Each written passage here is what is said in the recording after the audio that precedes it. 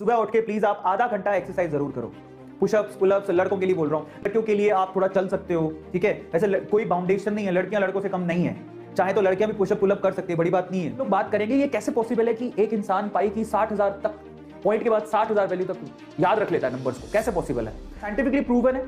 सबसे पहले कोई टॉपिक चूज कर लो, कोई भी कर लिया, और उस टॉपिक को ना आप किसी को भी घर पे अगर कोई बच्चा है उसको पढ़ाओ, उसको समझ में आए नहीं आए फर्क नहीं पड़ता, उसको बिठा लो और उसको पढ़ाओ।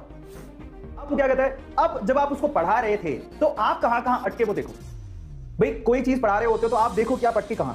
अब खुद को तो समझ में आ जाता है, इंसान खुद से तो नहीं झूठ बोल सकता, समझ में आ गया? तो खुद को समझ में आ जाएगा कि आपने मिस्टेक्स कहां करी। उन मिस्टेक्स को आइडेंटिफाई करो और उन मिस्टेक्स को फिर से रिव्यू करो। रिव्यू का मतलब आप किसी टॉपिक को पढ़ाते टाइम कहां पे अटके, आइडेंटिफाई करने के बाद क्यों अटके, कारण क्या था, क्या तुम्हें उस कॉन्सेप्ट में क्लैरिटी नहीं थी तो टॉपिक को खोल के देखो, कॉपी को खोल के देखो जाके, या फिर जिस टीचर ने पढ़ाया था उसने कैसे पढ़ाया था उसको चेक करो।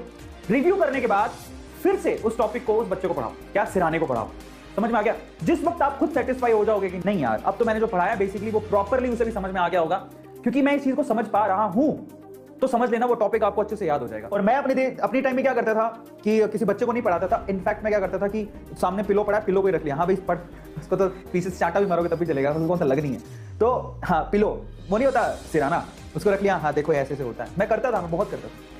ऐसा कहते हैं कि 3 दिन में कम से कम आप 3 दिन के भीतर एक्सरसाइज जरूर करो, दौड़ो, चलो बाहर, ठीक है, थोड़े बहुत एक्सरसाइजेस घर वाले होते हैं वो कर लो, that is more than enough, जिससे आपका माइंड शार्प होता है। आप जब एक्सरसाइजेस करते हो तो आपके ऐसे हार्मोन्स रिलीज होते हैं, कौन से वाले? सेरोटोनिन और डोपामाइन। डोपामाइन के बारे में तो मैंने सुना है, ये हार्मोन्स रिलीज होते हैं और ये हार्मोन्स आपकी कॉन्सेंट्रेशन को इंप्रूव करते हैं, तो ये माइंड शार्प करने का तरीका है।